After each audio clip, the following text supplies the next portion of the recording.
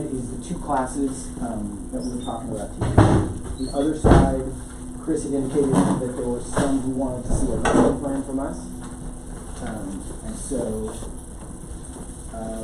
with that, I think I'm going to hand it over to Jack, who is one of our most experienced teachers. Oh, sorry. You're good. You're good. One of our very most experienced teachers. He is, sometimes in these situations, we actually teach the lesson to mortified adults who don't want to learn the things that we're teaching.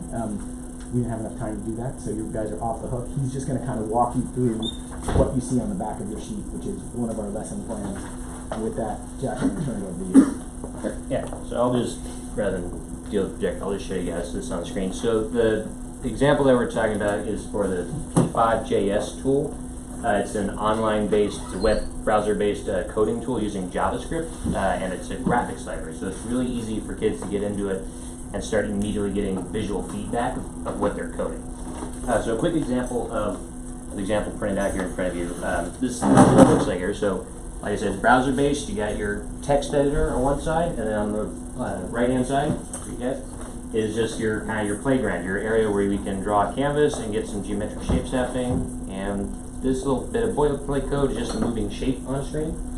And so the example that we get in here is that little circle, if I didn't pass around quickly enough, that circle disappears pretty quickly, right? So the whole point of this particular example is talking about conditional statements, right? How can we make that little circle be more aware of its surroundings, be aware of that boundary, and react accordingly? If it's something is happening, do this. How does the program make a decision?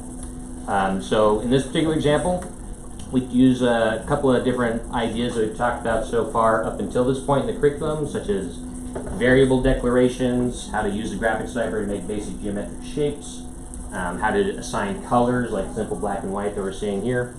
And then what the kids can do, we talk about the basic syntax and the patterns they need to look for, looking at the code they've already talked about and making predictions of what the code's going to look like based on what we're talking about. And they can make it react in very simple ways. Like we've added an if statement now in this next stage, and now the circle's bouncing off the edges. This is like 7 lines of code that they had to add to do this, right? But it's a huge difference, and from there they can take it and do all kinds of things, including incorporating other things we've already talked about, like color changes, and it's like this is basically the exact same program, but it's significantly different, right? Colors are reacting because of those same conditional statements that we've introduced in this particular lesson. But they can make some pretty cool designs and things, and the kids have the opportunity to tweak all kinds of data values and numbers and things that make it react differently, change colors and behavior and all that kind of things, just based on very simple concepts like the conditional statement that we're introducing with this project. So yeah, like this would be somewhere in maybe week 3, maybe week 4, where we start introducing this kind of concept. It builds off of other concepts, and then also branches out into all other kinds of projects that we can create with it. So it's kind of right there, smack dab in the middle. So this is a good example of the kind of things that the kids would be creating even early on in this curriculum. But yeah, that's I think a pretty good for that particular project. Any questions about this particular example that anyone wants to ask before I put this away? Which one is this? This is the P5JS, coding, creative coding with P5JS. So this is the first class meeting the digital design requirement of your IB program. How do you keep kids interested and focused and excited about? So one of the great things about P5JS is, like I said, it's a graphics library. So basically anything that they can visualize, we can then produce in some way. So I've done all kinds of crazy things like recreating arcade games and things like that, or simulating physics in relatively simple but really unexpected and surprising ways. So we just simple rules like gravity can make things go crazy and start interacting in ways we don't expect. So it's really fun to just play with, and the graphics library makes it really easy to see the immediate changes that little changes the code can make. So that, I would say just the visual aspect is one of the biggest draws, but the fact that we can take it and build basically any kind of simulation we want out of it is the other big thing. And yeah, I would say also, Chris, that it's the visual piece is if you are writing the bus, please take your the visual piece is critical for students, especially for young students who haven't touched code before, because if all they're doing is seeing lines and lines of code, it just turns off so many kids. So that visual piece is absolutely critical, and that's the entire reason we've chosen this. This is a browser-based way, a way we can teach this on Chromebooks. We have there's a corresponding language, there's something called processing that we can teach on PCs or Macs. And that's something that over time, if this extends, that's something that over time we would certainly recommend for your students as well. And I don't want to leave out the other class. So the other class, game design and character creation, that class is excellent for students. And I'm going to answer your question first, Chris, on that class. So that class is engaging to students because they can build weird games that they never imagined they possibly could, as opposed to they've spent so many years, we all know, playing games, other people's games. Now it's their chance to flip to the other side of the screen, and what our teachers will do is they'll say, hey, what are elements of games that you already know and like? And then we can ask them to incorporate those into some of the games that we're making, and so it just puts kids on the opposite side of the screen and gives them a chance to be in control of the experience. And there's lots that can be shared both with other students, families, faculty. There are lots of points of integration. I don't want to get too far afield. We're just talking about teaching, 2 9-week sessions or something roughly like that. But the other thing the other seed I would certainly plant for all of you is there is endless integration for this with other classes that you are already teaching. And it's not just math. It's not just science. We can make this into language arts. There are tons of points of intersection that we can build both of these into your other classes. So integration is something I get you're trying to get a 6th grade off the ground, and that's not for tomorrow, but for the future, that's something to think about. Any other questions, comments? So in Santa Monica, is that considered an elective? It is an elective. At JAMS, it's an elective for those students. Which means only students who want to do that. Only so you have students that are interested in game design, or you have students that are interested in coding, and you choose that class. Great question. So there's no.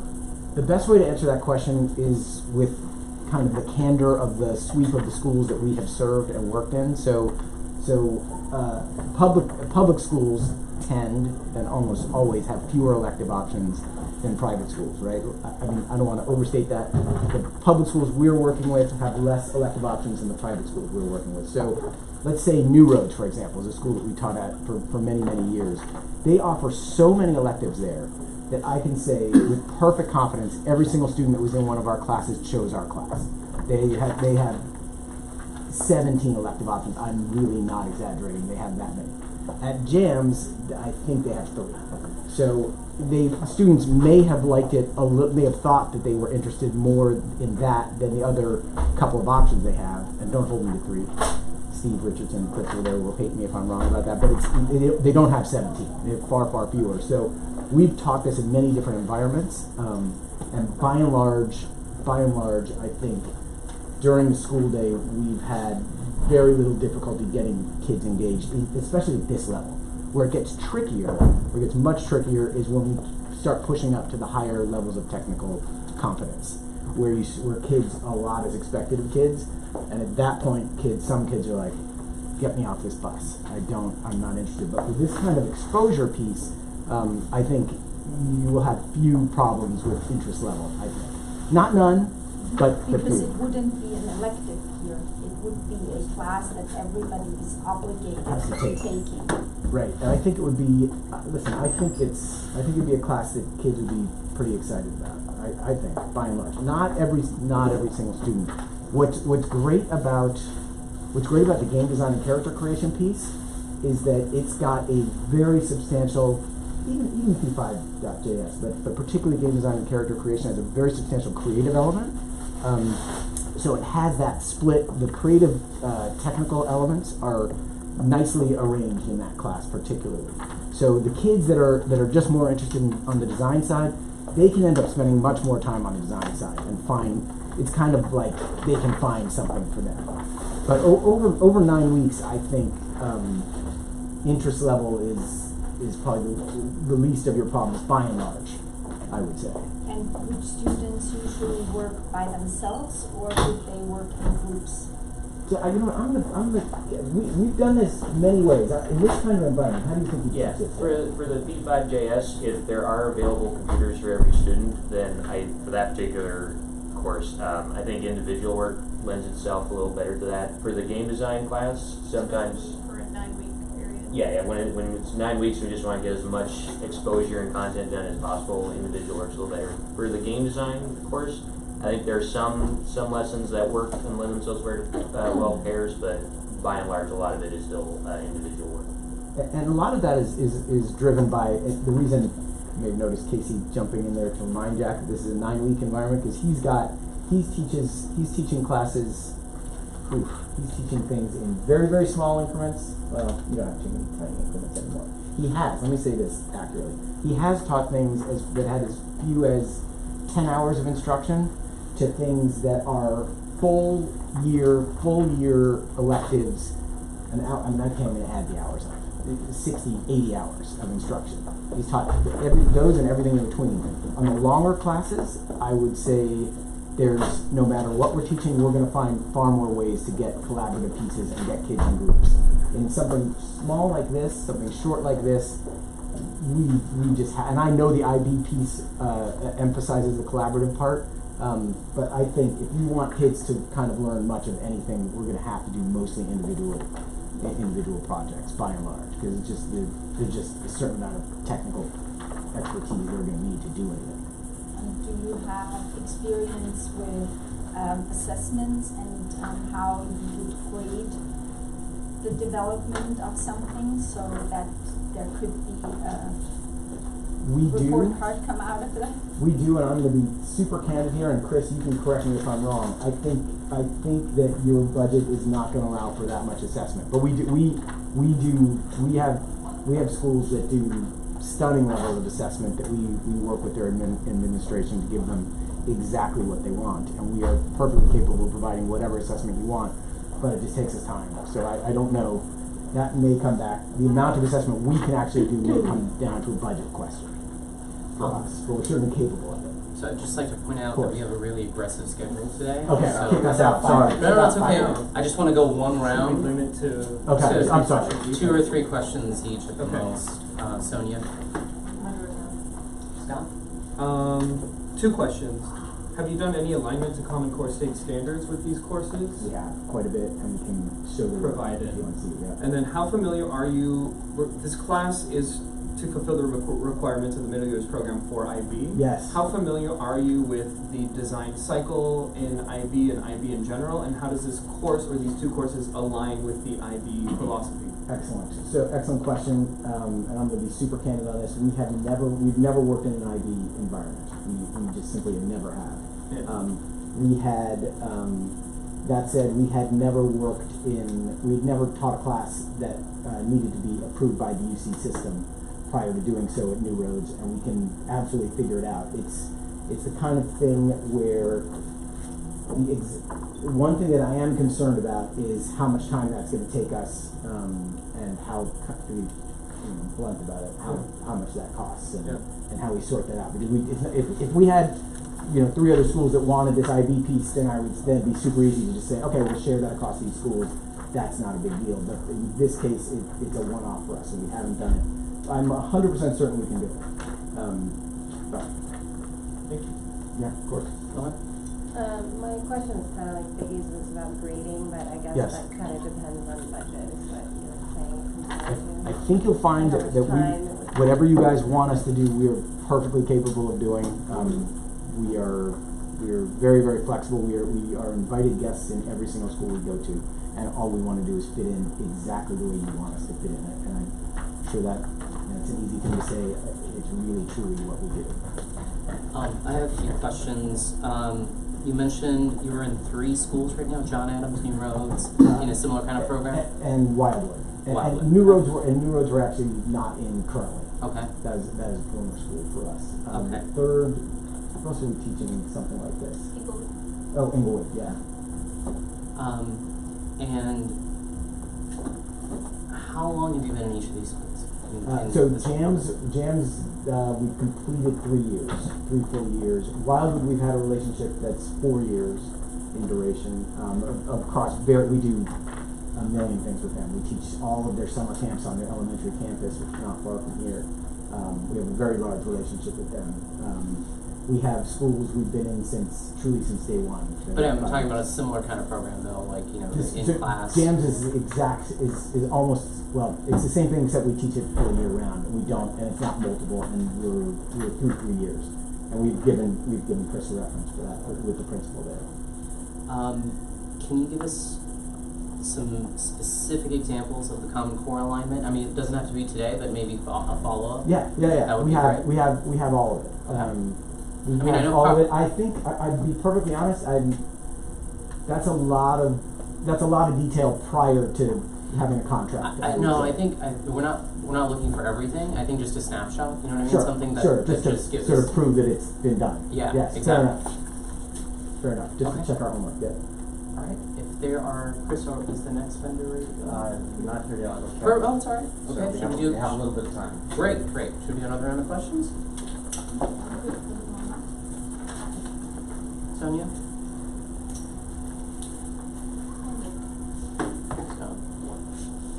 Laura? Okay, thank you. Okay, then now some fun questions. Yes.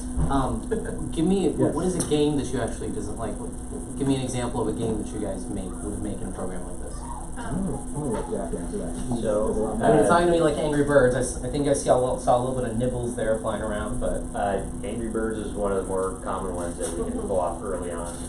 One of the things I like to do is the older Atari, kind of very old arcade style games, which a lot of these kids have never even heard of before, lend themselves perfectly to the very basic kind of math and physics involved with moving things around and getting them to collide with each other. So Asteroids, Pong, Breakout, Space Invaders, Snake, these are all ones I'm doing right now at Wildwood for their final project. Not in P5JS specifically, but similar tools. I think they're in Python right now, technically. But yeah, so those are the kind of examples. It's old school Atari and arcade games. I usually try to leave it open ended because one of the things I'm speaking specifically about P5JS. But obviously, there's a lot of overlap with the games I do. When you boil down all these games to just the component rectangles and things, they're almost all exactly the same game. So you can get away with a lot and then just kind of subtly tweak them to make them into, oh, this is Pac-Man now, or this is Space Invaders, or whatever it is. So there's a lot of flexibility in there. That's kind of the style. So I understand you're one of the educators that's, boots on the ground. Mm-hmm. How many more do you have, Steve? How many more educators or staff do you have? We have at any given time about 12. Okay. At any given time. And how long have they been with the program? So Jack's been with us, I don't know, 2.5, 3? I don't know. Casey, I probably didn't explain Casey's role. Casey's studio manager. She makes sure everything runs on time and makes sure that all the details get handled properly. She's been with us 4 years. We have teachers that work, like some of the ones that we have teachers that have been, we're quite mature right now. I don't think we have anybody that's almost much less than a year at this point. So it's a year to, we've only been in business 5 years, so it's a year to 4 years, something like that. And frequently, some of them are also freelancers in the fields that they're teaching in as well. So they have some practical professional experience in all of these things as well. And they've all gone through background checks and stuff like that. Oh, absolutely. 100%. We do the same thing we do. Most schools ask us to run them through their live scan. We're a live scanning agency as well. And a given one of our teachers has gone through like 10 different live scans. Yeah, they all keep sending their fingerprints in. Which is fine. We get that. Everybody wants that. Well, thank you, Steve. Thank you for coming, and Pleasure. I appreciate you guys taking the time today. Totally our pleasure. Thanks for having us. Thank you. Bye-bye.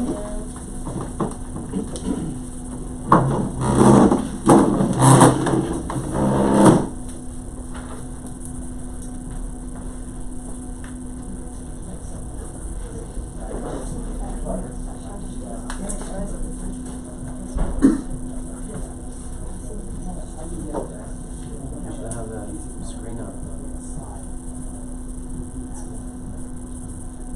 theater, right? You're not gonna have a PowerPoint presentation. Because they're points across.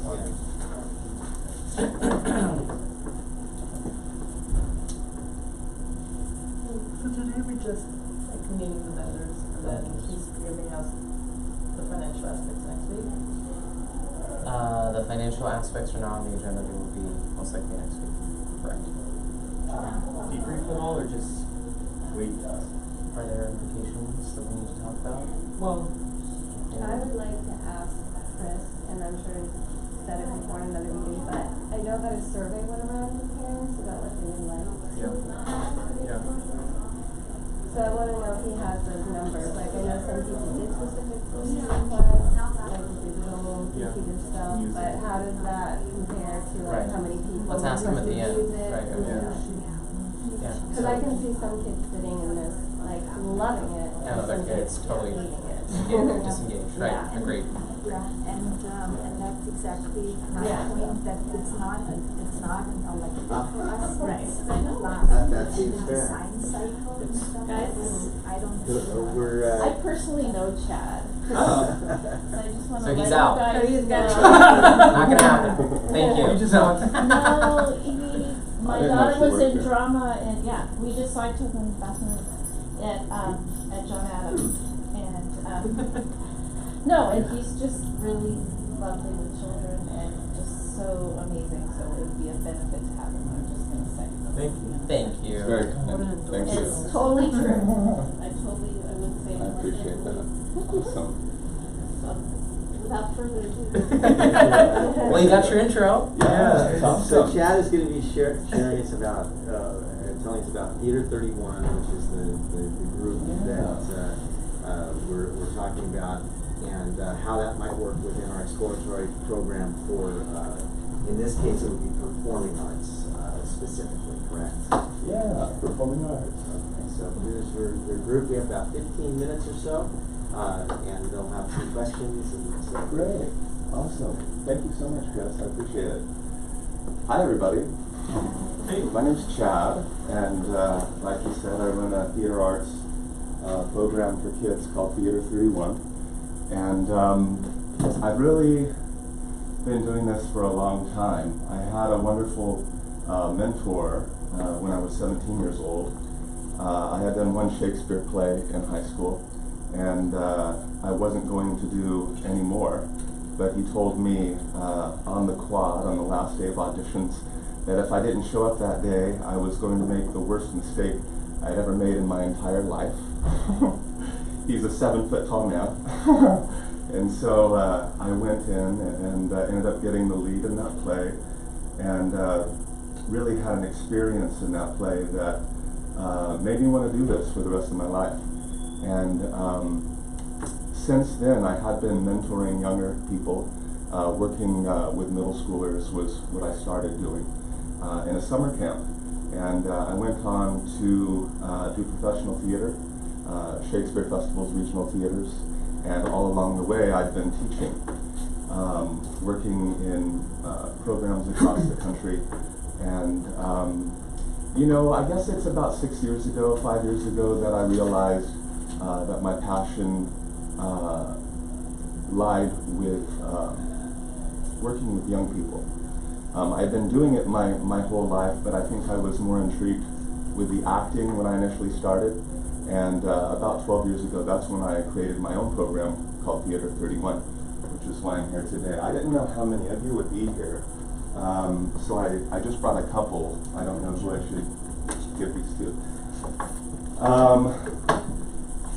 But it gives a few ideas. Actually, here's one more. Anyone else would like one? It gives a few ideas on who I am and what we can provide. Theater 31 really, the first couple of pages is the proposal that Chris and I had discussed. The next tab is a little bit about the history of this company. I feel very lucky to be a part of this company. Along the way, I've met some really wonderful people, people that have worked on Broadway, Cirque du Soleil, the list goes on. And I feel very, very fortunate to be able to work with them And all of them are very passionate about arts education. I've been lucky that people have approached me that really care about giving back to the students, and it doesn't feel that this is a company that is, you know, supporting someone's audition habit, but we really want to give back. At the bottom of that first page, it shows a little bit about the company's professional affiliations that we work with here. Really, the company started in Santa Monica and it's branched out. We're in Calabasas, Malibu, all the way down to Manhattan Beach right now. And you know, we're doing after-school programs. We're doing school programs that are in public and private schools. If we go to the next tab in there, it gives an example of some of the classes that we're doing. The one that Chris and I have discussed is improvisation, which is on page 2 of the class descriptions. It says that we're going to be focusing on theater games, improv games, helping them strengthen their self-awareness and their focus, giving them courage and confidence to honestly express themselves in an accepting and collaborative environment. And you know, when he sent me the document, which is the next tab on inquiry-based curriculum, and I was looking through it, I really related to it because it's really what we do. All of our classes are led from questions, beginning the classes with questions. Even when introducing the course, we ask, you know, what is theater? You know, we don't tell the students what we think it is. We want to know what they know about it. And then through the introduction of these improvisation and theater games and exercises, they expand their knowledge of theater. They share their own experiences, things that they've been through in their life, things that they have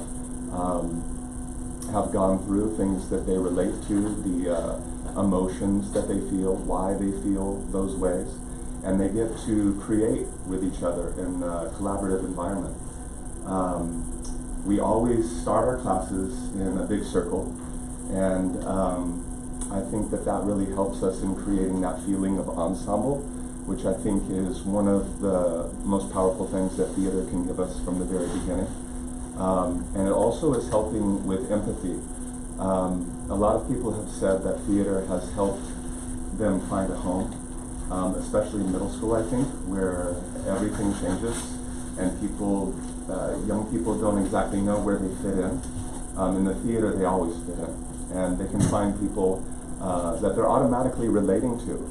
It doesn't matter where they've come from, but because of that group experience that they have, and because of the sharing that happens, they automatically can feel more empathy for someone that they wouldn't have known otherwise, you know. And they learn to relate on different levels because people, of course, bring in different points of view, different cultures, different religions, and that's very important at the middle school age as well. When, you know, I had a very difficult time trying to find my place in middle school. So that's one of the things that I really love about our program. So I've created some of these questions based on what I saw on inquiry-based curriculum. I guess on page 1, you know, it's a little bit of what I've been saying. The students learn concepts through the doing of them. They don't learn them through me or another teacher telling them what we think they're about. Also from observing what the other students have created or are creating in front of them, and then reflecting on that. We always have say we have an improvisation exercise where a couple of students come up and they perform. They'll let us know how they felt about it. We'll let them know what did we like about this? Why did we like that? Was there a point where you saw that one of the students was really listening to the other student? How could you tell? So they're active participants. They're learning to listen actively as well, which is really important. You know, another thing about this is how it relates to, you know, outside of the subject. I think that theater, everything that we're learning in theater is relating to, you know, life in general, their social skills. You know, what does it mean to be able to work as a team? What does it mean to really listen to someone else's idea, even though I have a different idea? How do I express how we can solve a problem together? Maybe I have an idea, maybe you have an idea, but when we put them together, how do we collaborate to work together to come up with what we think is the best solution, for instance? A lot of the games that we do, the kids are working in smaller communities or smaller groups, and then they come back and they share, and we can reflect upon that as well. Let's see, what else? The social impact, I think that too, when we're talking about the ensemble, we ask that the students are accountable for their own actions in the classroom, and also that they're accountable for others. I think on the first day we ask them, what do you think, what do you think is important,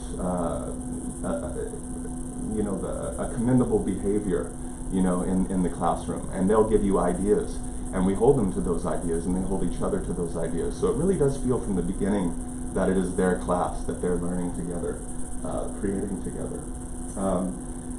Let's see.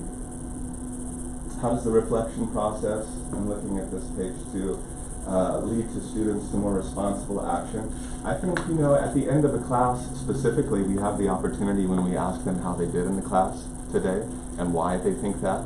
It's really cool to see that they usually do express themselves honestly, and they can say, I thought I did well at this, and why they think they did.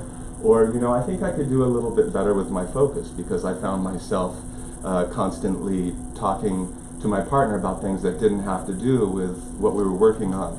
And yeah, that's wonderful. So next time, what do you propose to do? Well, this is what I'd like to try next time. And so it's really putting them in charge of their own actions, making them more responsible. How to promote curiosity. The thing about theater is I think students really look forward to it. It's always fun. We laugh a lot.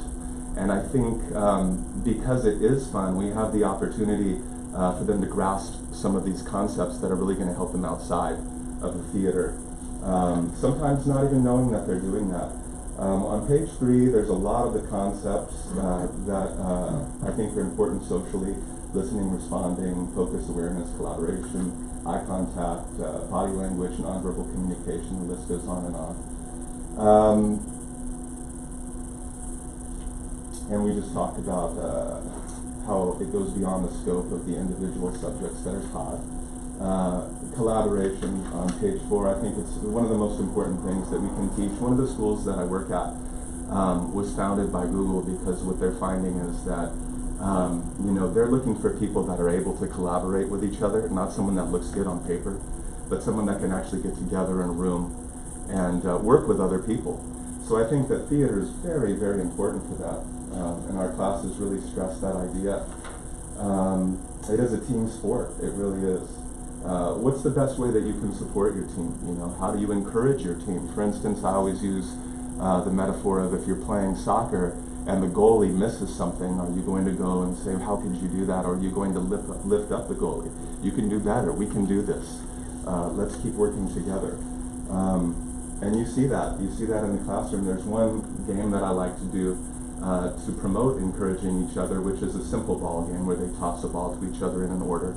And give them a specific amount of time, and then you make it backwards, you add more balls, and it is all of them working together. It's a big metaphor for our classwork, I think. And it's really interesting to see how I just step back and watch them do this, and how they do encourage each other. And when they do find that, Kevin, what, oh, it's okay, because then they realize, what they're doing in the moment. Reaching a variety of students' individual needs. We've had a lot of experience working with kids with, special needs. And for the most part, they've been able to stay in the classes, and some of them have had aids, and some of them haven't. There's only been a couple of times that we've requested aids, and it's just basically because sometimes, they're putting others at risk in the class. that's what it is for the most part, but we've had a lot of experience working with them, and usually we're able to continue without disrupting the flow of the class, which is really important. How do we assess the class? I think it's mainly with participation. So there's no right or wrong in theater. It's about participation, especially at this age, I think. And some of them initially are going to feel shy. Initially are going to feel that they don't want to put themselves out there. And it's been wonderful to see over the years that some of these kids that don't look at you or scowl at you from the very beginning are the ones that at the very end are the ones that you didn't expect would learn as much as they actually did. So we're always approaching kids on the level that they're at. Some of them might be taking classes, some of them might be auditioning, some of them have never done this before. And I think that we've done a pretty good job over the years. A lot of our classes are ages 5 through 14 as well. So being able to work within a wide variety of experience levels is something that we do well. On page 6, it's just a bunch of games that, some of my favorite games are what I put there, and some of the concepts of these games. So again, mainly they have to do with things that are going to help them socially, nonverbal communication awareness, and also building confidence, having more strength in who they are, introspection, being able to look at themselves, ask questions of themselves. Why did I do that? Why would someone say that to me? How could I have better resolved that conflict? Or how can I go back tomorrow, and do that? And then some other things that, even though they're specific to acting, like relationship, conflict, objective, actions, I think it really, really does help them in their lives as well. So those are the main, I guess, thoughts that I have on the inquiry-based curriculum. And if you have any specific questions, I'd love to answer them. The students that usually participate in the classes are people who are interested in doing this, I assume. So how do you handle children that would not want to perform? Right, yeah. Well, a lot of our elementary classes specifically, I think by middle school the kids are choosing to be there, but the elementary classes, a lot of times the parents do put them into those classes because, whatever they'd like them to accomplish socially. And so yeah, we're trying to encourage them through fun, really. To get up in front of others, because sometimes it can be difficult. So from the very beginning, I mean, it's all about fun. It's almost as if we're taking the stigma of I'm in front of people speaking publicly, making it more about the games. And I think when we start from the circle as well, that they're encouraged. And maybe we do a game from the very first day where we say our name and we just do a specific action, and then everyone repeats. And if it comes to a person and they decide they don't want to do it, then I might ask, well, what is this person's name? Can we all do it with them? And then they know that we're there to help them. It's nothing that they should be ashamed of. It's not something they've ever done before.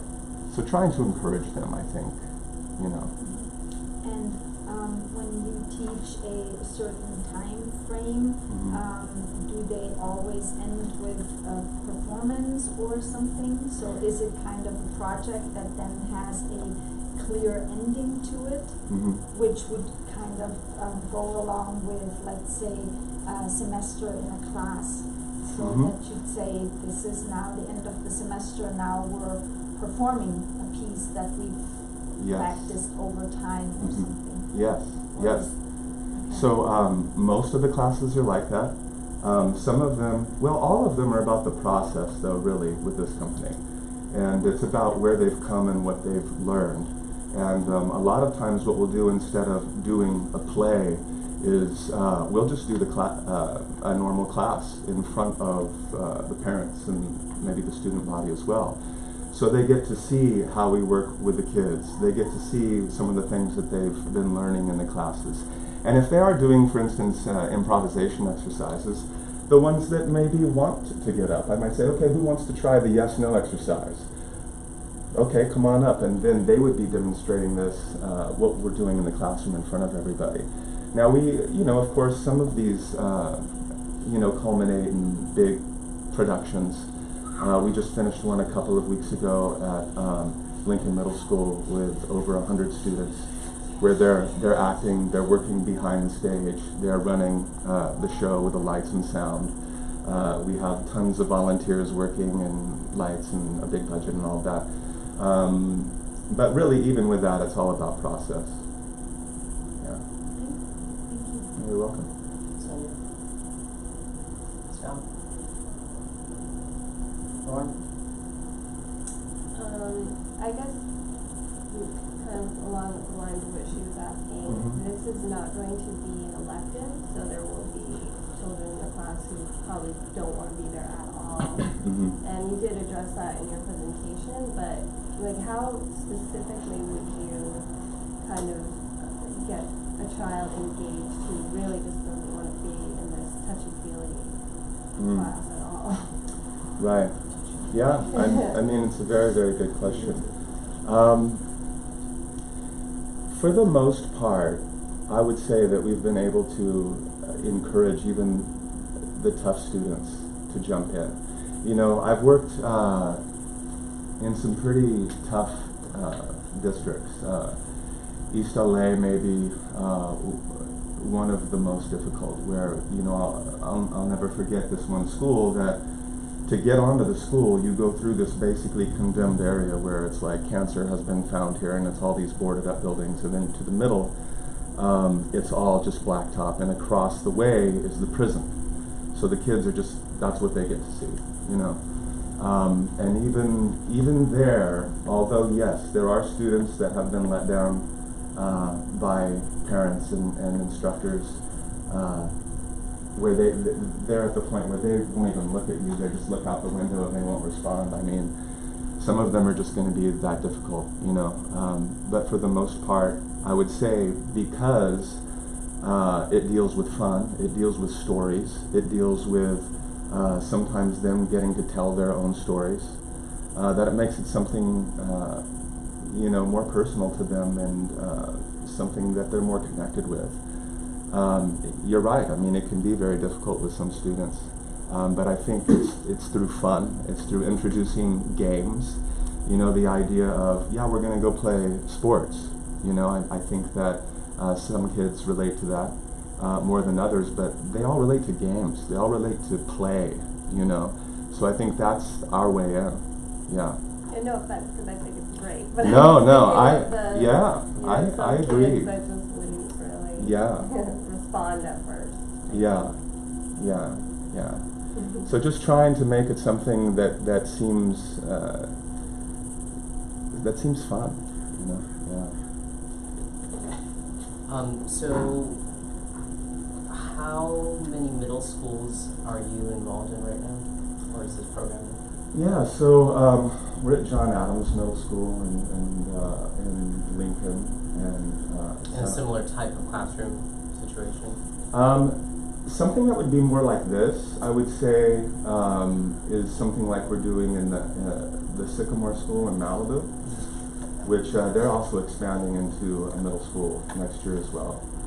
But yeah, we're in, I think, about 5. Mark Twain, we're doing Mark Twain as well. So I would say something like the Sycamore School is where it's everyone is a part of it. Most of the middle school things that we do are, they sign up and they're interested in doing it. Yeah. Does your program align with the Common Core standards for California? They just created a new standard, and they're going to have theater teachers back in the classroom soon, and so they're doing final tweaks right now.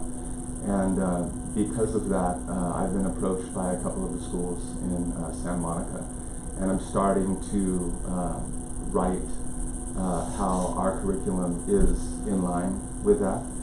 And yes, absolutely. Yeah. And should we do another round? Good? I'm good. Alright, well thank you Chad for coming. We appreciate it. Yeah, absolutely. Thank you all for listening. Thank you. Appreciate it. Chad, do you need this back? You can keep those if you like. Sure, I mean, we can probably keep Maybe one. we can keep one. Just keep one. Yeah. Okay, And then, whatever you'd like to because do. we're always in this group, Thank you. so we can share, Okay. so we can. Thank you. Thank you. Yeah, Yes, absolutely. say some truths. I Yeah. appreciate it. Chad, what was that middle school in East Ellen, or what was the school in East Ellen? It was a school in Apple Valley. Mm. The one, I was working with a company called the East LA Classic Theater Company. And so I was working at a lot of schools. And this one was in Apple Valley. And I can't remember the name because it's been such a long time. But yeah, it was pretty bleak. Pretty bleak. That same girl, you know, that was looking out the window, you know, and wouldn't respond to me.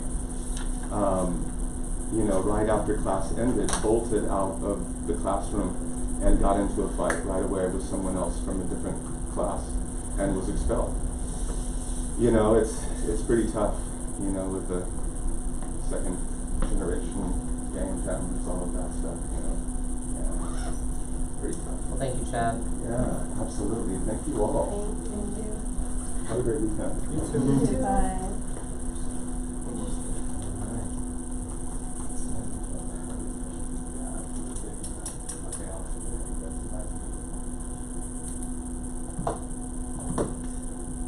Okay, our next presenter is here, and he's going to try to connect with the kids. Sure. So why don't I go ahead and have you try to connect?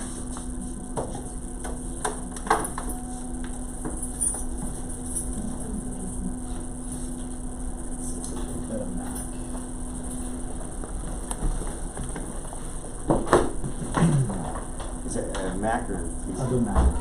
Okay, good. So Mac connector right there. Bit. So hopefully we're on schedule. That's crazy. Is that right? We're on schedule. Almost. Pretty close. No, not on the paper, we're never on schedule. Schedule. Right, 5 minutes. No, 5 minutes. Oh, I think your monitor or your laptop's in front of you. That would probably be you. See if we can get connected.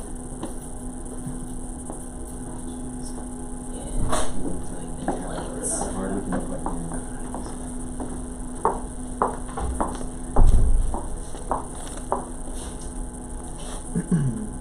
It's all good.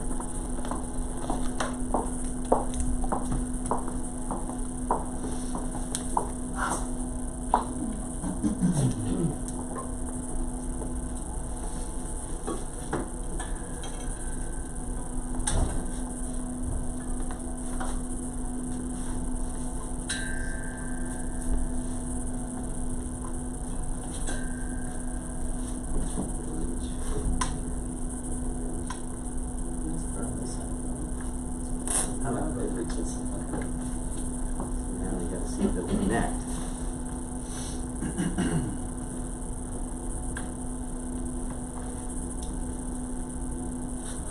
Well, while we're waiting for this to hook up, I could start. Well, we have 2 folks who are out, so let's see if we can Good. take a quick break. It's interesting.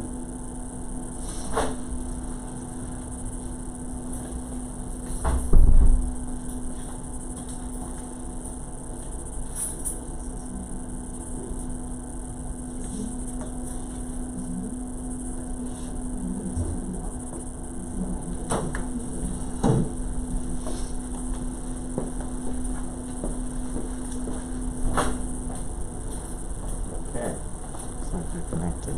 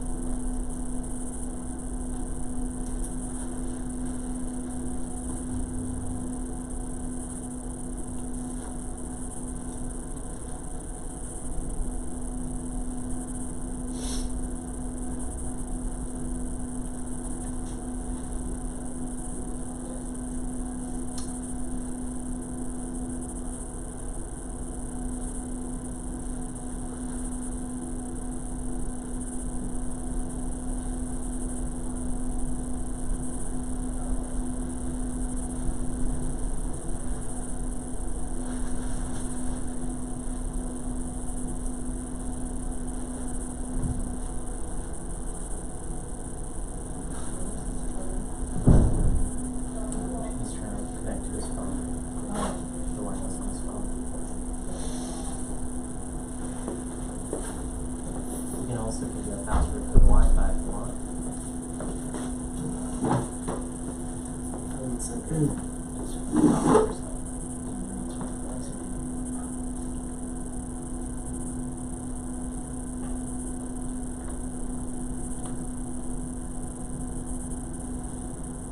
Alright. Are we good to go? Yep, you can get started on Cool.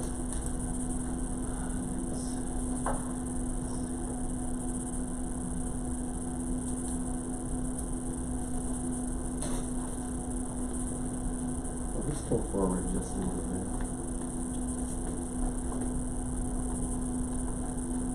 Not messed up.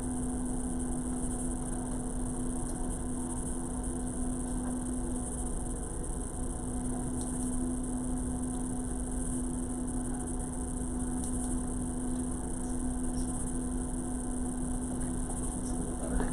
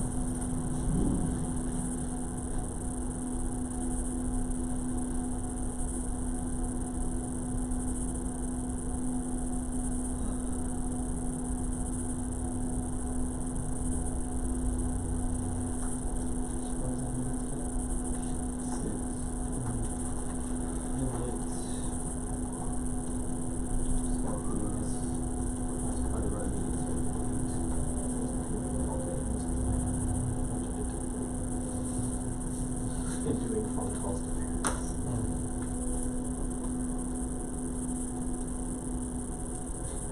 He's obsessed with it.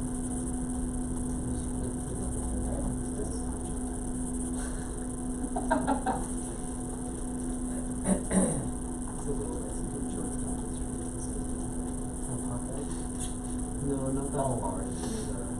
What's the other small We'll need to get started because our current presence. Okay. Let's see if we have a video. Here we go. I'm just gonna play this quickly as an intro, give you an idea of some of the curriculum that we use in school and some of our school programs. This particular school is in Santa Monica. Let's look at our LMS, where all of our curriculum is housed. This is one of our teachers teaching from it during the school day.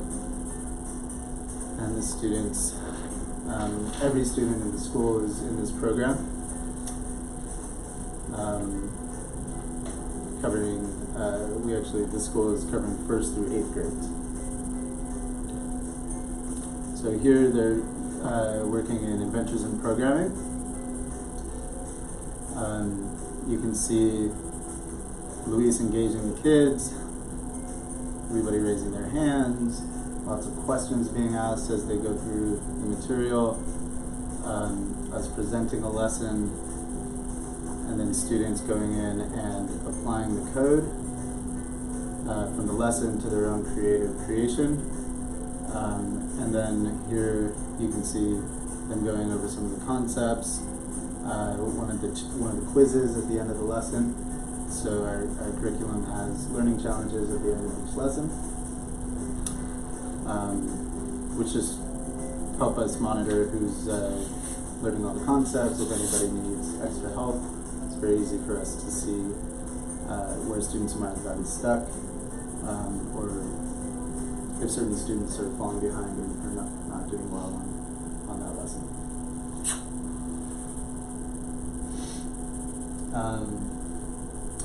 A little bit about us.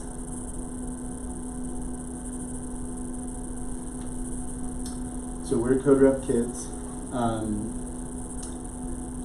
We do a number of different things. We do we're in about 16 schools doing in-school programs similar to this one, where we're actually coming in and teaching during the school day. We're in, we run about 40 tech camps across the country. So we're in Florida, Atlanta, DC, Dallas, New York, Seattle, Mountain View, Burlingame, San Francisco, San Diego, Irvine, Pasadena, Encino, Westwood, Santa Monica, just to name a few. A few of the spots. A lot in North Carolina, actually. There's a Raleigh and Durham and Charlotte over there have quite a big tech scene, which I was not aware of, but now I am. We work in a lot of independent schools. We work in a number of charter schools, work in some parochial schools, and we work in some public schools. Most of the public school work that we do is through actually licensing the curriculum that we use, or selling our unique robotics kits that we manufacture and create in-house. That's something that I thought might make sense for year 2 of the program here, if we were to come on and continue. A little bit about us. I started off as a teacher at Paul Revere in honors algebra 2, and then started a tutoring company, grew that to about 30 tutors, and then started, had long believed and had taught myself how to build my own website, how to program, and long believed that this was something that we should be teaching in schools and that we weren't. So I jumped from that and started Code Rep Kids about 5 years ago. At the time I did that, we were just starting to hear about coding being a new thing for school, like for kids to get into, to start early. I have really close friends and investors that are executives at Google and Facebook and started TechCrunch and things like that. And so to me, this was always an obvious thing that I knew we needed to do and that we weren't doing. But I didn't think that culture and society had really caught up to that yet until I finally started seeing, I think it was a New York Times article I saw about 5.5 years ago, and I thought, well, now's the time. So we've learned a lot since then.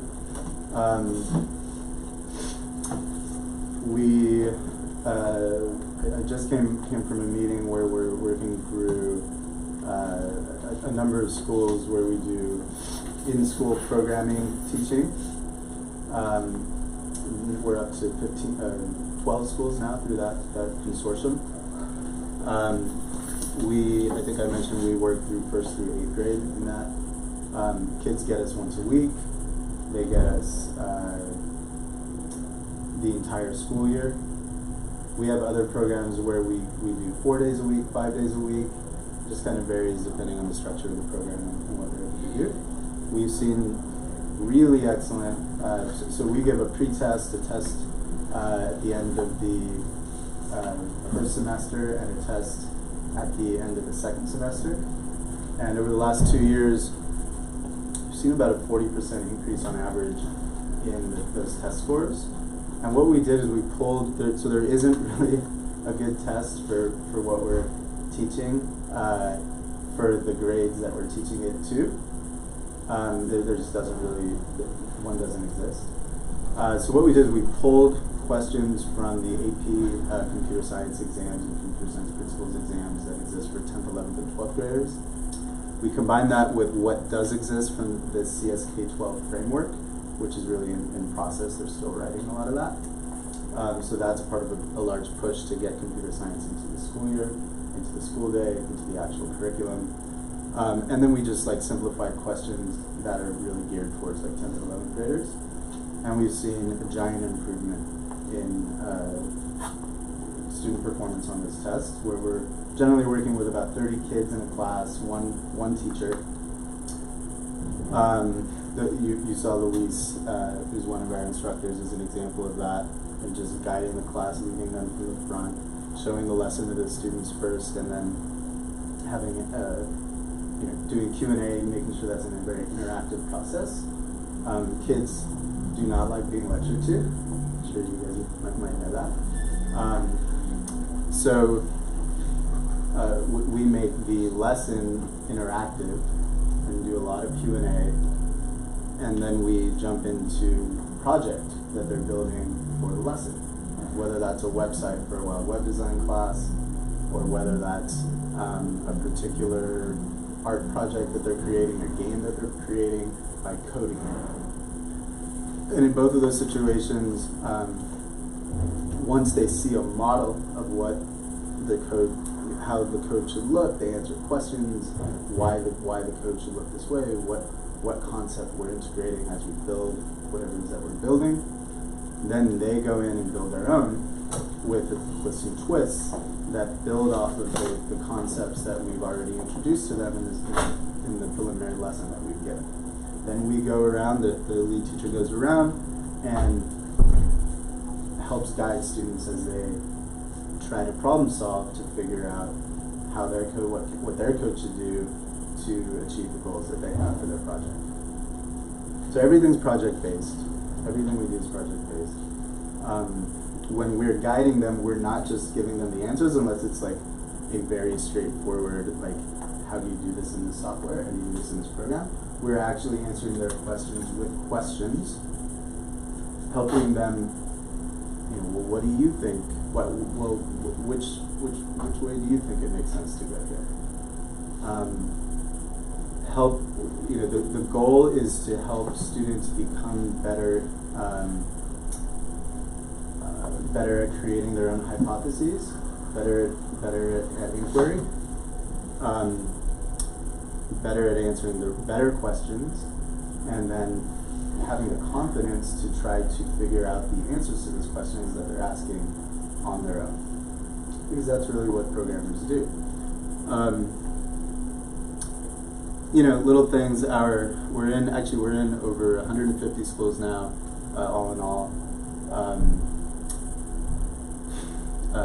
Curriculum developers have worked in places like MIT Media Lab and Harvard Graduate School of Education, Stanford Graduate School of Education. Our executive team has 39 education technology patents. We align our curriculum to NGSS and CSTA standards. If you're not familiar with CSTA, it's Computer Science Teachers Association. They're doing a lot of the work on bringing computer science computational thinking curriculum past through the state level and then into mainstream curriculum. They're trying to. They're making strides.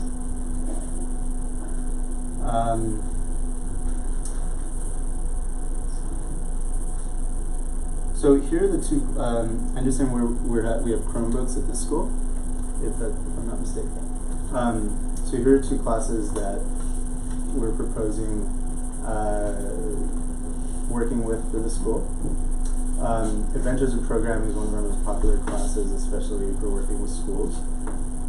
We combine a drag and drop block-based language that then moves into a very easy to write text-based programming language called CoffeeScript.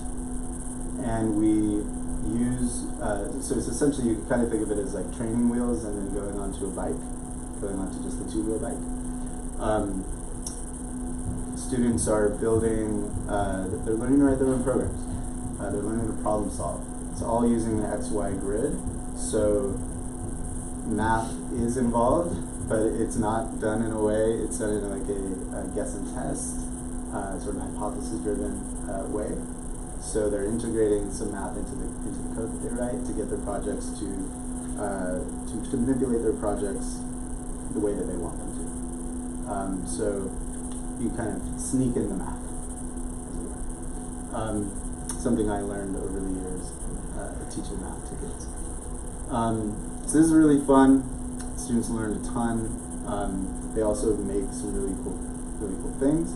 We can, with the software that we're using, they'll have logins, so they could access those, and a lot of our students do access those projects from home, continue to work on them, work on other things, and that can get pretty advanced. We go right into web design with that, even integrate some web design with that course. Then we have a separate course called that we call Wild Web Design.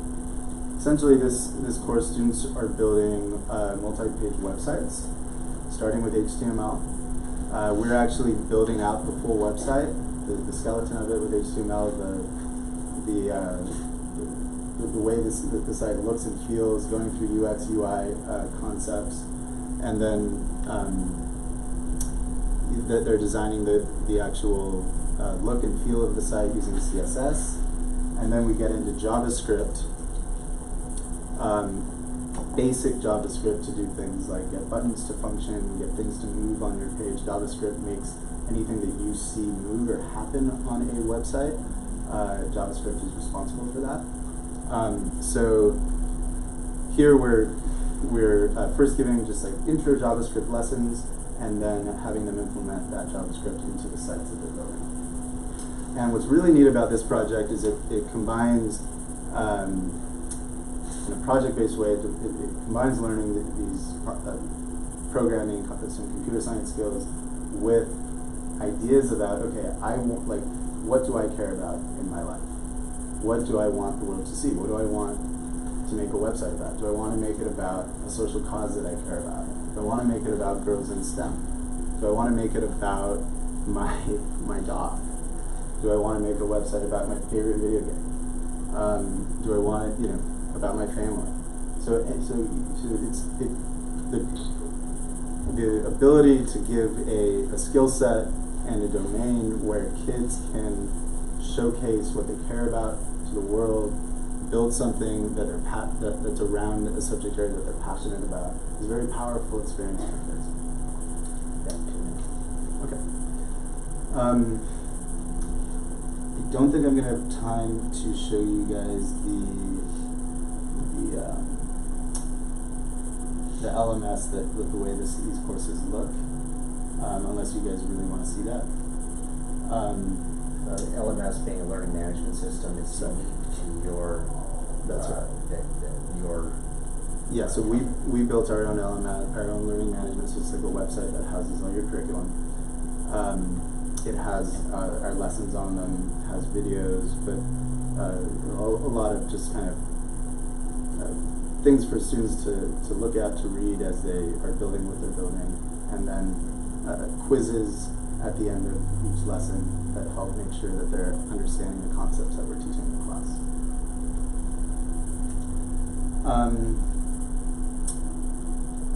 Some other things we do, just looking at maybe later down the line, as I mentioned, we have our own robotics kits that are Arduino based, that we partner with schools all over. We partner with the mayor's office.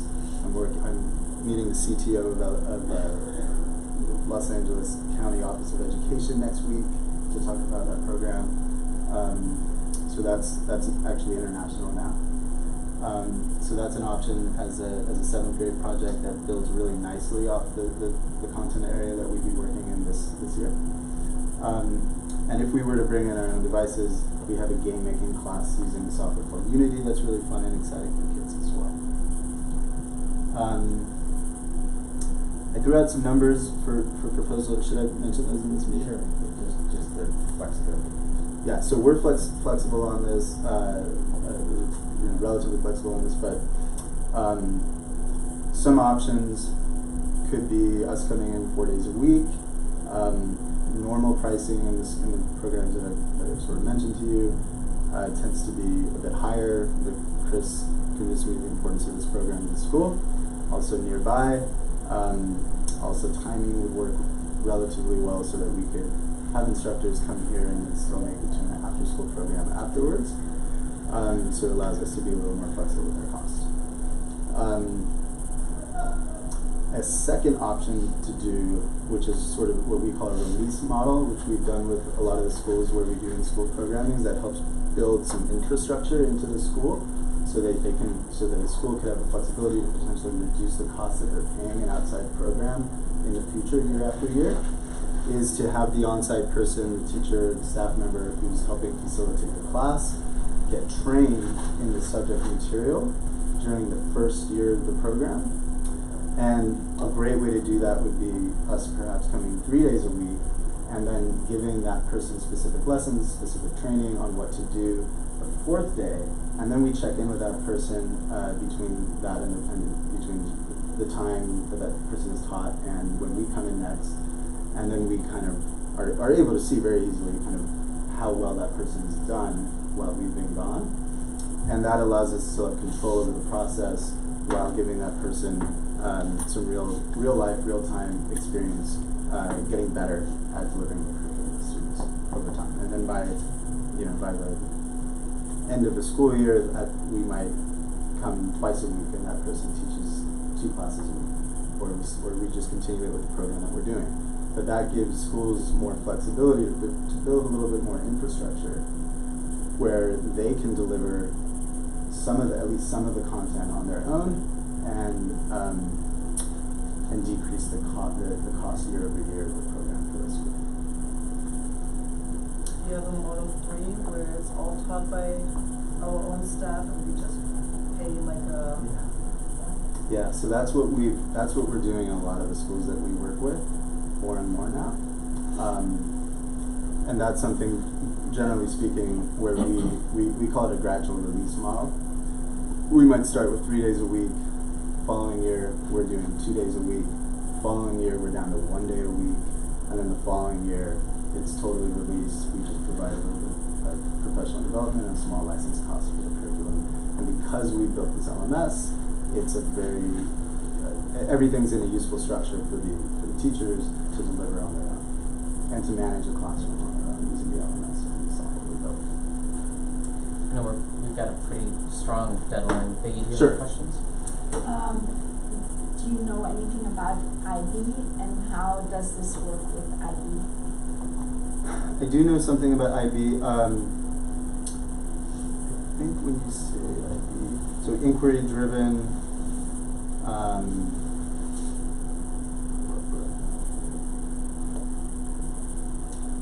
yes, so inquiry based, concept driven. Everything I read here is what we already do. So I think I touched on a lot of these topics. We're asking students what they're curious about, what they want to make, what they want to build. We're tapping into that curiosity, allowing them to explore what they're interested in, and to build things that incorporate those interests into what they're building. Everything we do is concept driven. We don't teach it when we're in front of the class teaching a lesson. We're breaking down exactly what the concepts are that are involved in the lesson, how those apply to the lesson, and then the build that they're actually making build on those concepts to a slightly more advanced level of those concepts, and they have to figure out, based on the instruction we've given them so far, on the base concepts that they've learned, how do those apply to what I'm creating that's slightly more complex. And that's where the teacher comes over and helps them through asking questions to get them thinking about, okay, well, I know this is true. If this is true, what do I think would happen in this novel situation?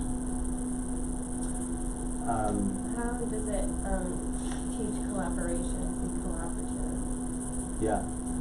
So, depending on the course we're doing, like sort of the structure of that, we have a lot of content that works on let's build a project together, let's work together in teams as of two. We do what we call pair and share, where we actually have students pair up, give feedback about each other's projects. We of course show them how to do it in a very constructive way, a positive way.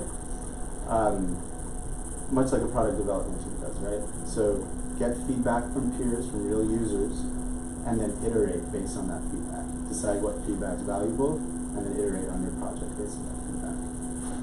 Sorry, what Chris is saying, we're out of time, but just really fast, if that's okay, so you have anything else to add? The California Common Core standards, I assume your lessons plans integrate with them? They do. Yes, they do. There isn't that much in the they do, and we've aligned them. There just isn't all that much yet with regard to the computer science concepts, the computational concepts that are very common core focused. And as far as the lesson plans and the unit plans for IB, I know you said it sort of integrates, but how much of the alignment is there right now? Could we get some written materials that have a little bit of that help us sort of explore that ourselves? You don't have to do it today, but if you can follow back up with Chris, and that would be very helpful.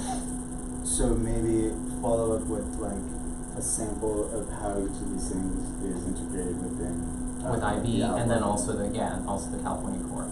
Okay. That'd be great. Thank you so much. I don't think you introduced yourself. I'm sorry, yeah, my name is Evan Borman. Evan. Very nice to meet you. Julian, nice to meet you. Thank you. Thank you. Can I ask a quick question while you're Please. packing up? Yeah. In any of those models, so the curriculum already comes written, but is there opportunity for you to work with our teachers and administrators on tailoring it a little bit more to our IB philosophies? Absolutely. I think that would be fun. And useful for you, useful for us. Yeah. Absolutely. Yeah.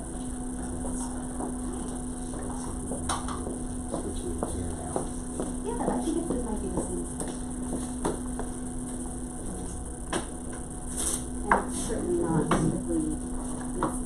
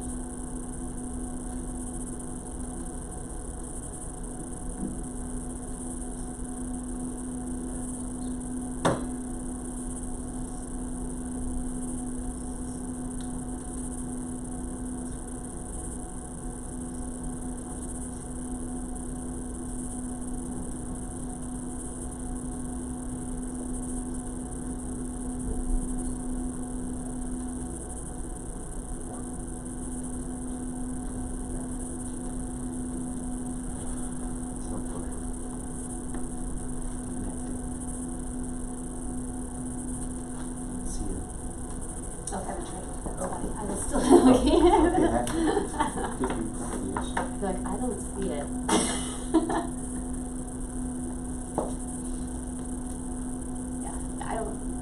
It's okay. It seems like more work than it's worth. We're small. I think We'll manage. Okay. But let me, in fact, what I'll do, I'm Kristen. Hi, Kristen Talia, and I'm the CEO for an organization called PS Arts. This is Luis Sanchez, and he is our program director for middle school, especially, and this is our, you can just kind of talk and browse, and you can ask questions. I wasn't exactly sure what the format you wanted was, but these are our program guides. We're an arts education nonprofit. This is our general one, and then we have them in each discipline. And you can keep these, and this basically shows the framework that we use for arts education. I think these are K-5 focused for the most part, but we have a similar one for middle school, particularly in theater, which is where we started our middle school program. But our philosophy, I'll start back a little ways. The organization was founded in 1995, and it was founded by Paul Cummins. And I don't know if any of you know of the Crossroads or the New Roads schools, but he's the same person that founded those schools, and then he currently is the founder of Tree Charter downtown. And his thinking was that the private schools like Crossroads were really focusing on 21st century learning, so inquiry-based, progressive, constructivist approach to learning, where kids would be child-led, curiosity-led, but also wanting to fit into a framework of what would be considered college prep material. And so he looked at the public schools around Crossroads and said it's really unfair that they are not getting kind of this level of creative-based education, and it's certainly not integrated into their academics at all. When they are, it's a arts teacher resident would come in for a few weeks and do some classes, some technical classes, but wasn't really part of the fabric of what they were doing. So PS Arts was founded out of that idea that this is something that they wanted to happen. It started at Broadway Elementary 30 years ago now almost, or whenever, 1995, do the math, long time. And they had 250 kids, and now it is about 25,000 students that we have all over Los Angeles. And our program, Los Angeles County, Central California as well. So our program is, like I said, it's 4 fine arts disciplines, but it's built on a framework around a sort of a customizable approach to education. So when we go into a school district or a school, I typically either work with the superintendent or we work with the principal of the school, sometimes grade level department heads. It depends on what their need is. And we will design an art program that kind of fits into the priorities of the learning for those students. What you see in the program guides are a framework. We want to make sure that we're hitting all of the UC standards and requirements. We want to make sure that we're hitting all of the California Department of Ed standards and requirements in the arts. And at the same time, we want to make sure if we're working with a language immersion school, if we're working with a special needs school, if we're working with a gifted school, if we're working with whatever their model is, we make sure that that's what we are doing also in our classroom. So, for example, we're at Edison in Santa Monica. They requested a fluent Nahuatl speaker so that they could reinforce their indigenous language program. And they focus entirely on mural making and school beautification and community building. So we really can design the program around whatever we want. All of our teachers, my background is that I'm a psychologist, developmental psychologist. I started out my early career as a dancer and got very interested in a dance troupe, a specific dance troupe in San Francisco that integrated people with disabilities with able-bodied dancers. And so I got interested in sort of the social interactivity of dance, and at the same time was interested in neurobiology and kind of the way that the brain is working across normal development and then of course across a range of learning disabilities. So ended up going back to school and taught as a middle school teacher in the Paramount School District. If anyone knows that school district, it says a lot that I worked there as a 24-year-old for 3 years in special education. It is a very difficult school district. I learned a lot about what I would call individualized or differentiated education.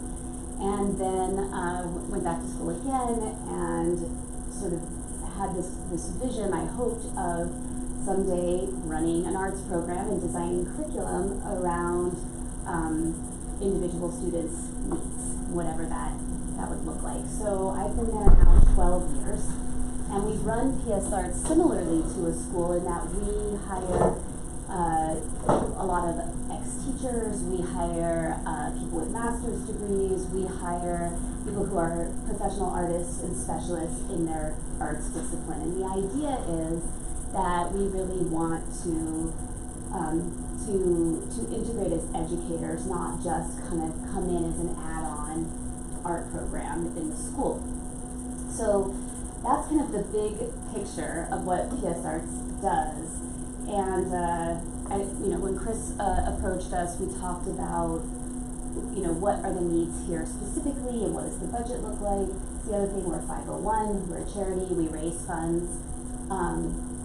We are at capacity for our budget for next year, but once we start partnering with schools, then they start becoming part of our fundraising priorities as well. So we raise about $3.5 million of our $5 million budget for schools every year. The goal when we go into schools is to end up matching 50-50. And that is true within usually, depending on the school, it takes about 5 years usually. But we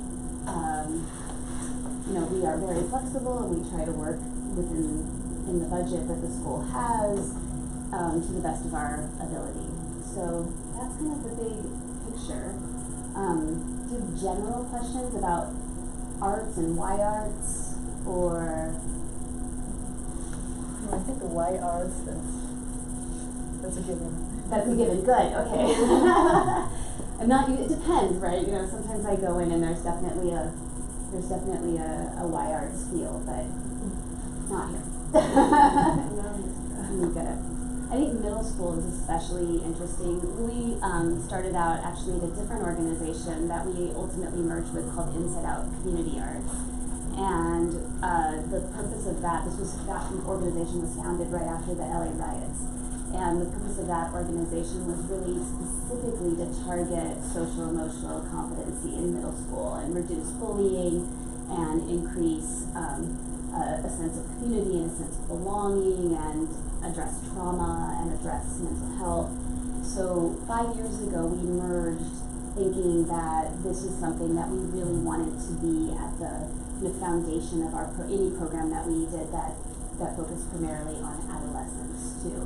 That we are interested in children's overall wellness. So we want them to be well prepared for any career they go into. We want them to be academically prepared, but we also want them to be poised and graceful speakers, and we want them to be kind, and we want them to be fair, and we want them to feel like they have a place in the world and a voice and are empowered to be young global citizens.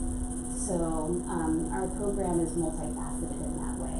And that's the attitude that we come into schools with as well. We want to be partners, we work with parents, we work with teachers, we do professional development. In addition to the program, we'll model in classrooms, we present at festivals, we'll be part of the fabric of the community, because we kind of see it as an overall effort towards a positive and aspirational school climate for kids.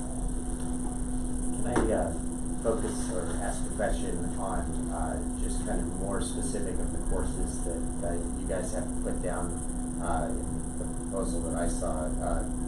One was visual arts, and then under performing arts there was dance and or theater. If you can tell us a little bit about how that might work. Sure, and that's all grade. in the... Keeping in mind this is a 6th grade exploratory class, so all kids are taking part of it. Right, so that is actually, like I said, there's a framework in the program guide that kind of looks what it looks like specifically.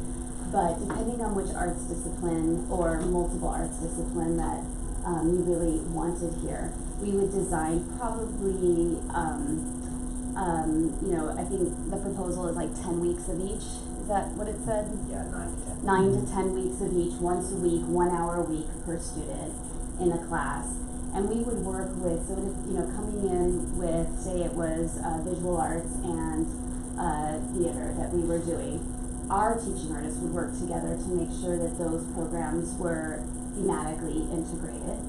And that would be technical, it would be general creativity, so you don't have to come in having advanced skill. Everybody would be taught at whatever level that they are, but our middle school program is also designed so that if you do have advanced skills and experience in visual arts or experience in music or dance or drama, that you have the opportunity to work at your own level as well.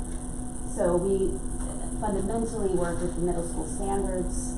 There's a set of very clear visual and performing arts standards that say exactly what that pacing looks like in all of the disciplines, and that's what we do, and then add on what I call content above and beyond that. So in theater, for example, you're going to start working with character and voice and presence, but those things are the through line, and then we'll work with the history teacher who says, you know, we're reading Anne Frank right now, so let's talk specifically about how we can put that up on its feet and create stories around that.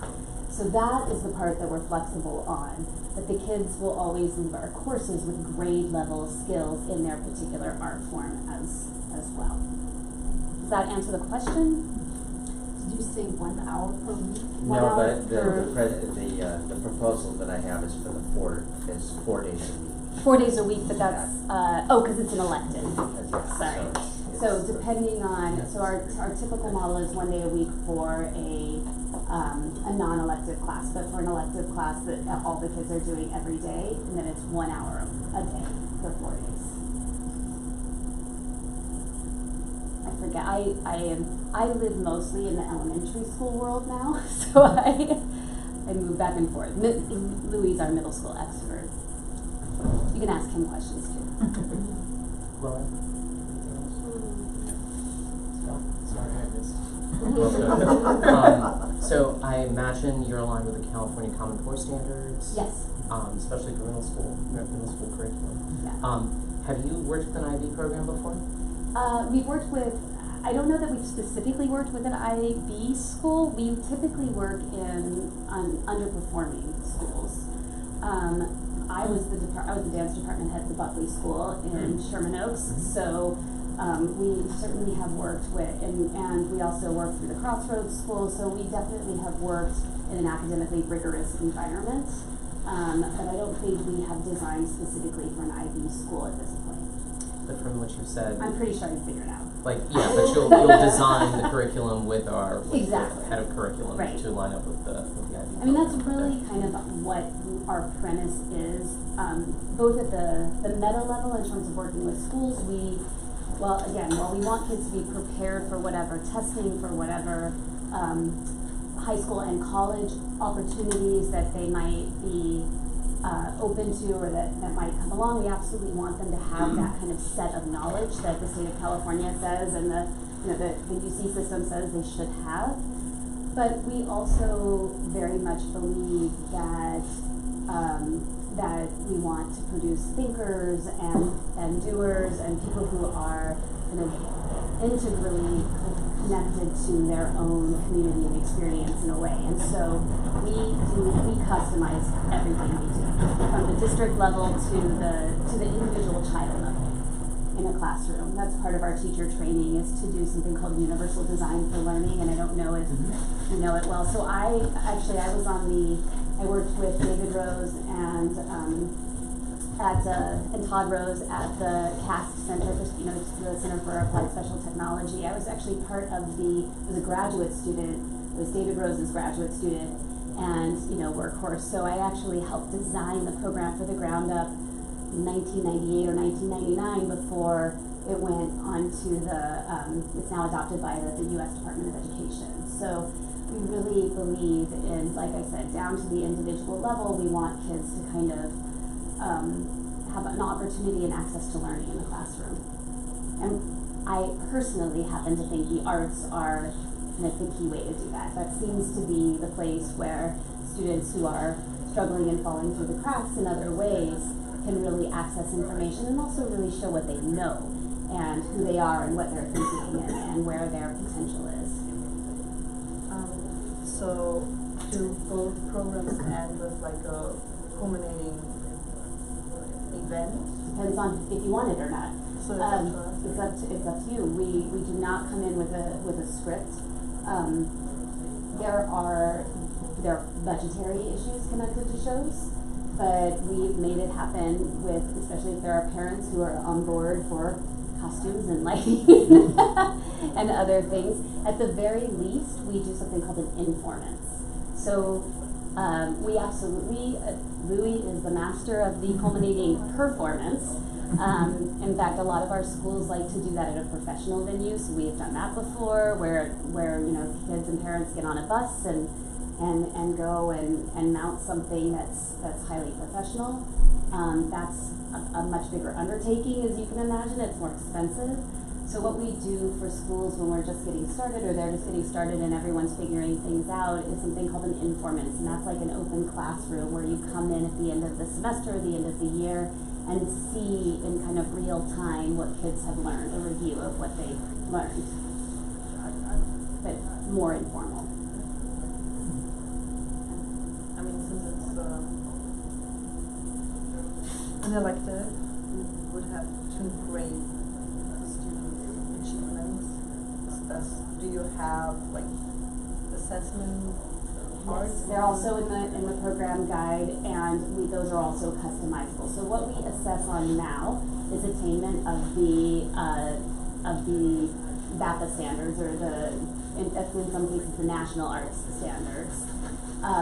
We have the ability to assess for a specific Common Core or specific content standard in language arts or math or science, depending on if that's interesting to schools. One school we do a next generation science standards and dance class. So the kids, third graders, and I think their main focus is on the Newton's laws of motion and dance. So we specifically designed an evaluation for that class that would be reflected also in the standardized testing for that. So that depends a lot on what schools want, but we have the ability. The other thing that we test or we assess for habitually is social emotional development. So we look at collaborative ability, we look at confidence, we look at agency as learners.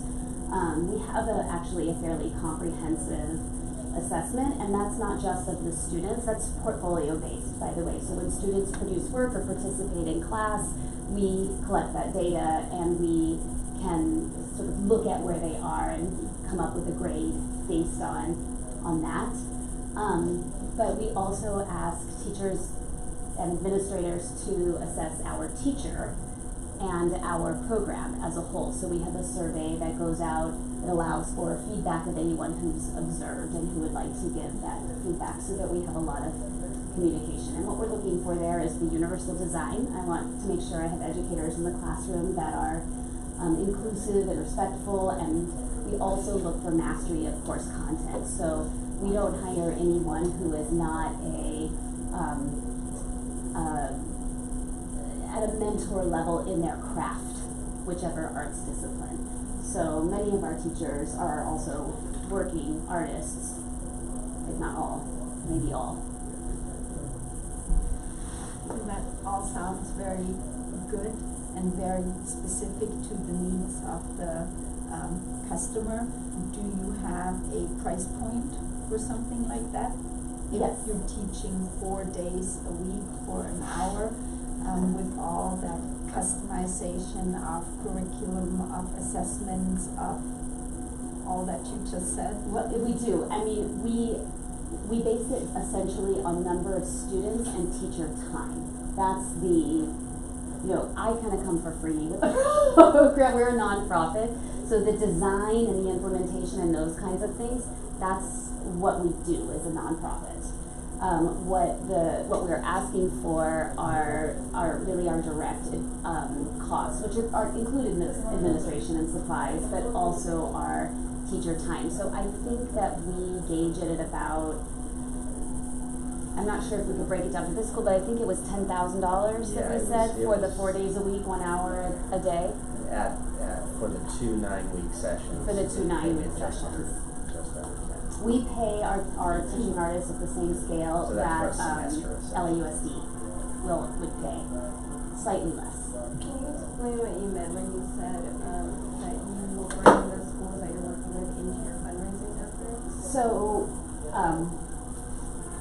yes, so we have I think we have about 60 schools, and our mission is to provide arts education in Los Angeles. So we have a general fundraising effort, and we apply for grants, and we divide that money up as we get it. There's a priority order, so we have schools that we've had longer, and there's kind of a system and how we work it out. But the other thing that we do is co-write grants. So if somebody identifies an opportunity or has a particular private foundation or individual, or even they come across a school district grant or something, we can support in that effort too. Included with? Yeah, that's included. Anything I do is free. Think of it as free. But yeah, so what we have to pay There's for only is the one teachers. of you going around, and That's how true. And to be clear, we would not, we're here because of our relationship with Chris, and because I was compelled by your mission. We actually aren't taking on new schools. This would be the only new school. So we do have the capacity. But you're not paying for the overhead the way that you would be paying for overhead if there was a smaller organization. And you said that some of your teachers some of your instructors are actually teachers. So you have Credential teachers, some of them, so yes. you do have credential They're all teachers. Yeah, I know instructors. Yeah. But you do have credential teachers on staff. We have a few, yeah, and especially the way, and many have master's degrees and have taught in private schools or aren't necessarily credentialed in California. Some of them were credentialed somewhere else and came to California. But arts teachers here, well, there is no dance and theater curriculum or credential for middle school at all in California. It's coming, but it isn't yet. And many of the arts teachers were laid off, I think, about several years ago, or have been consistently cut over time. And so, we're a pretty good gig. We have 0 teacher turnover almost. Most of our teachers have been with us a decade or more. So when I look at this here, this is the dance as an example. So I'm not concerned about the dance, but it has a page here that says scope and sequence. Yes. So how long would that go? Is that something that shows half a year? So remember, or is that I talked something about that you can do in 1 hour per week, or? that is meant to be a 30-hour scope and sequence. So 30 hours of instruction total. And the way that we came up with that is we used the state standards, and we said, and that's the framework I'm talking about. So we can design the kind of the meat of the program, the content anyway, but I think the dance says things like learn the difference between diagonal and straight pathways or whatever they are, or learn, ballet terminology. Those are things that the state of California has kind of said that you have to learn in order to pursue advanced high school opportunities in dance. The way that we designed it, if you look at the standards, they are voluminous. There are hundreds and hundreds and hundreds of them. They were originally designed for 3 hours a week of a single discipline for an entire year.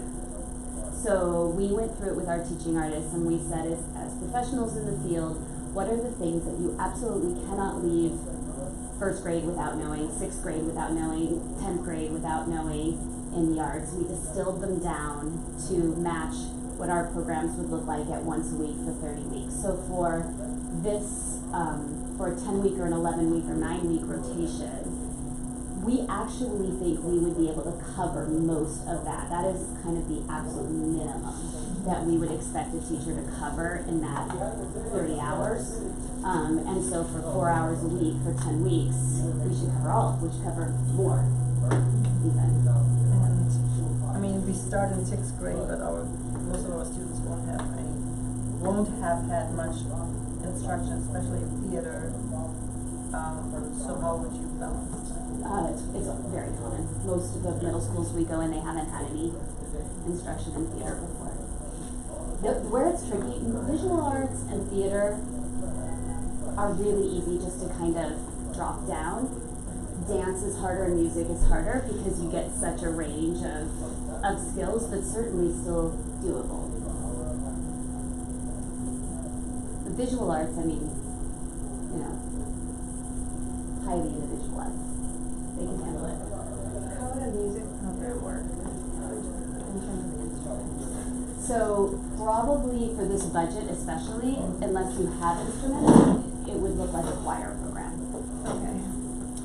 That's what I usually tell. So our elementary, for the most part, we don't do music in middle and high school because typically what's happened is they've developed into orchestra and band and advanced study at that point. But we would do it like choir. And dance would be general too. So instead, like we wouldn't do a ballet program with no experience for a 6th grader, but we would do African dance or cultural dance or something where kids could, pick it up. A moonwalk. Yeah, well, we do have a hip hop program. We do have a hip hop program. I need to go to a different meeting, but very interesting. Good, Thank I'm you glad so you much liked it. for Thank you. presenting. Thank you for listening. Thank you so much for coming down. That was a great way to end our presentations today. And thank you, Chris, for bringing. I'm sorry, you said Kristen. Kristen, yes. Kristen, thank you for bringing Kristen and sorry, your name was Louis. Louis, thank you, Louis. Sure. Support. All right, and Chris, have a good luck.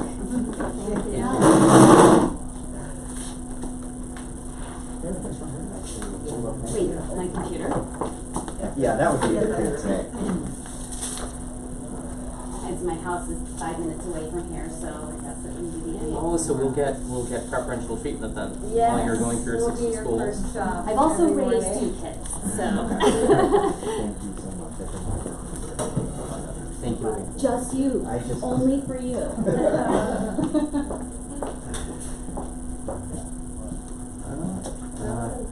Are we gonna lose anybody else? Yeah, I know. Soon's cold.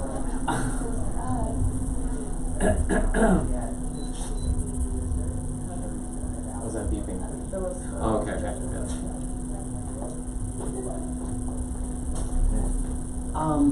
Thank you for arranging those. Yeah. I think we got a lot of great notes.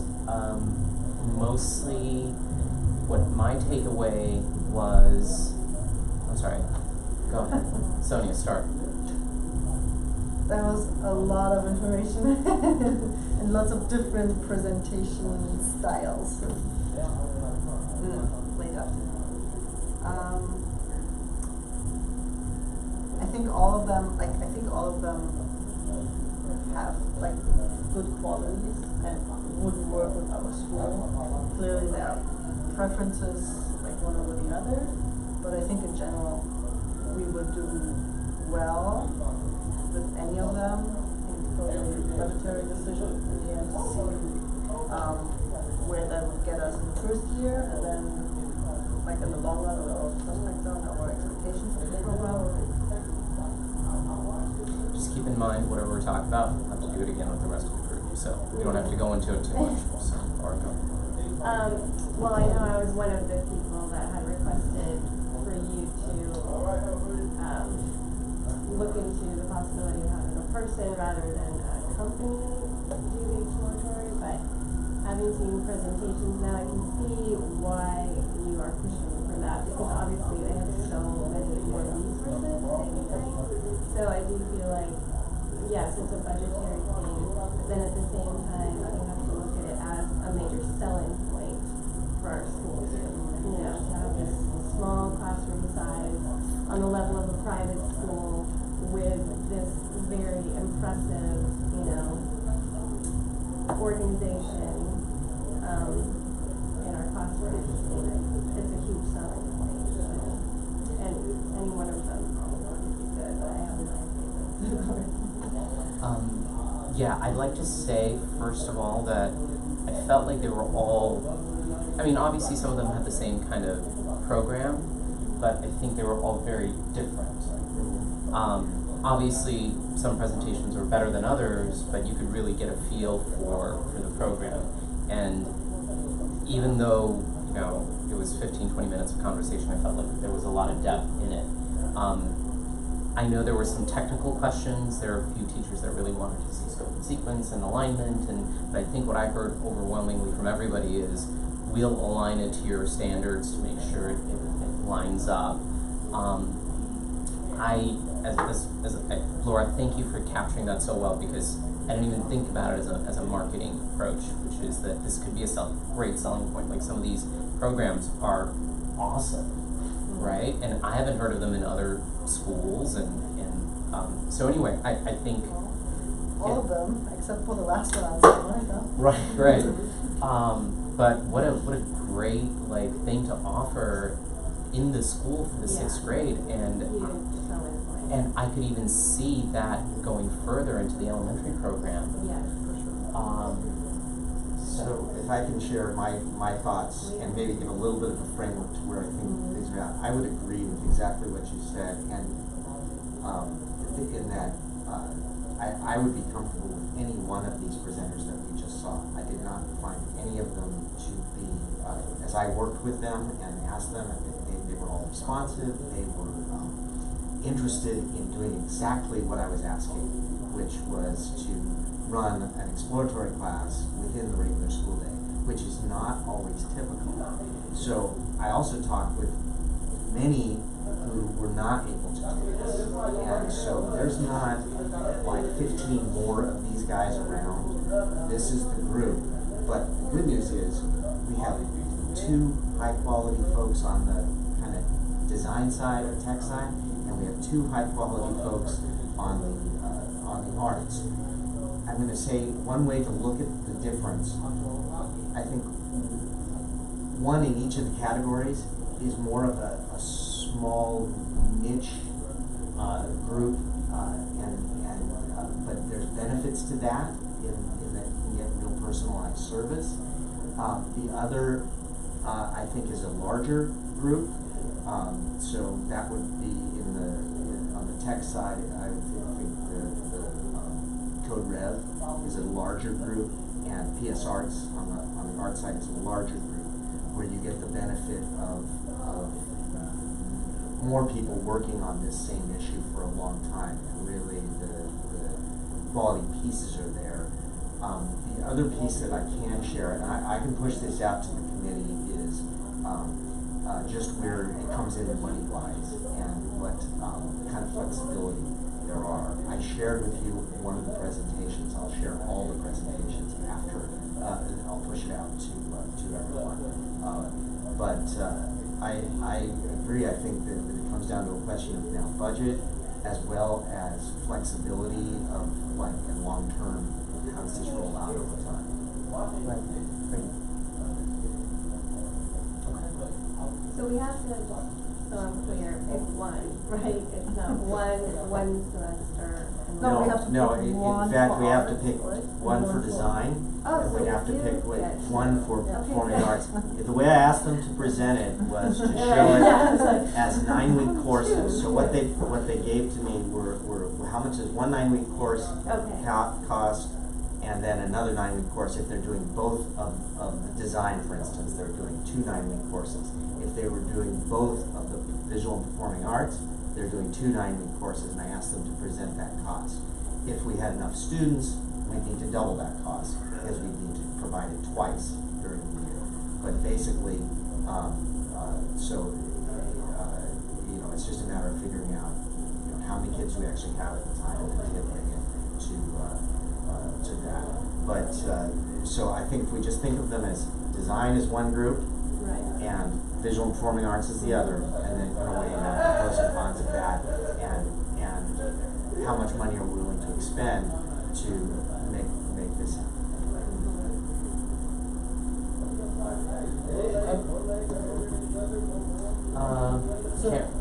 can't, obviously you can't make a decision, with, We lost No, one, and I so- don't think we should, Yeah. we're not gonna make Yeah, it we're today. looking for more But let's, materials. we'll get more material back, Yeah. we'll share that, but I think we have enough to make a decision, Yeah. with some discussion and Mhm. some, I think we have enough information with maybe the follow-ups, to be able to make that decision at a future meeting. And thank you, Sonia, for pointing out we are recording this. So it would have been great to have Casey and Laura's opinions as well, especially when it came to curriculum. And I know Scott missed a piece of it, but we have that part, and then with the recording and the presentation, I think that should be sufficient. I think just one thing that we should like think about is none of them, except for maybe the last one, actually has credentialed teachers on staff. So if we want to, But the process that we're talking about is that the teacher of record during exploratory time will be the core teacher. So there will be a teacher of record who is, so okay. in looking at some of these, we can possibly have some transfer to that teacher of certain days over time. Yeah, no, I was more like looking at the grading aspect of the exploratory. Like, obviously, we can't have an outside provider who's does not have a teacher credential. To grade give and grade. assess. So the teacher of record would be responsible for that, but they can certainly provide input for that. Yeah, of course. Okay. That being said, I will adjourn the meeting at 6:06 p.m. All right, thank you, Chris. All right, thank you.